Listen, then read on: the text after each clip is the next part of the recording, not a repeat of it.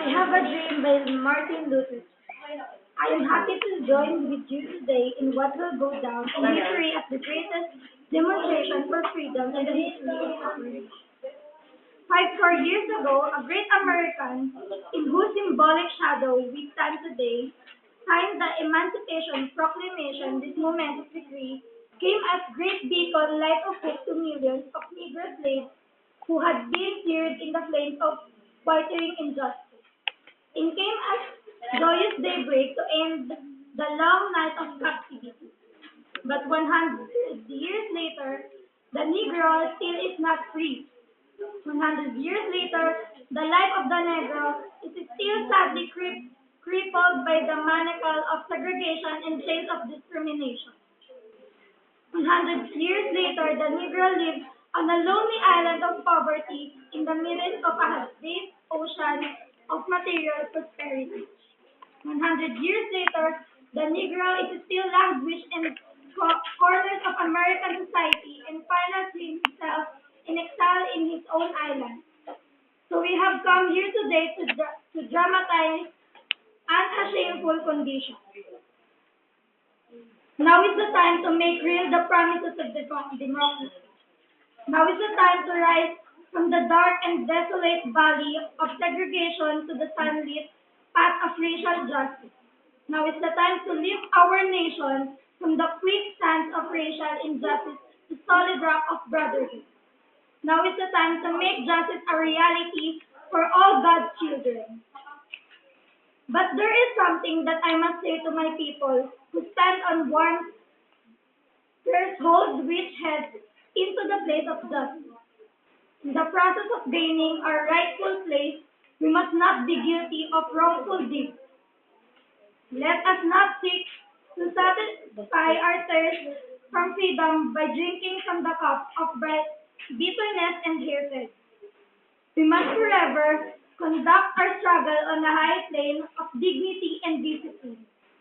We must not allow our creative protests of degenerate into physical violence. Again and again, we must rise to the majestic height of meeting physical force with soul force.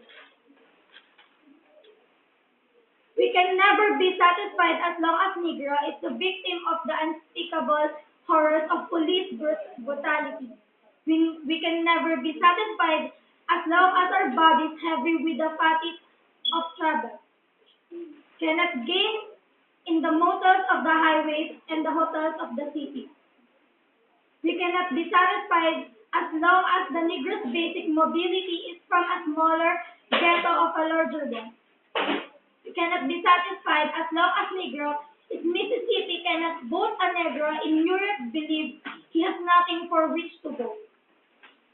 I am not unmindful that some of you have come here out of great trial and tribulation. Some of you have come fresh from a narrow jail cell. Some of you have come from areas where you guessed for freedom left you battered by storms of persecution and struggled by winds of police brutality. You have been a veteran of creativity suffering. Continue to work with the faith that honored suffering is redemptive. I say you today, my friends, so even though we face the difficulties of today and tomorrow, I still a dream. It is a dream deeply rooted in American dream. I have dreamed that one day this nation will rise up and live out true meaning of this dream. We hold this truth to be self-evident that all men created equal.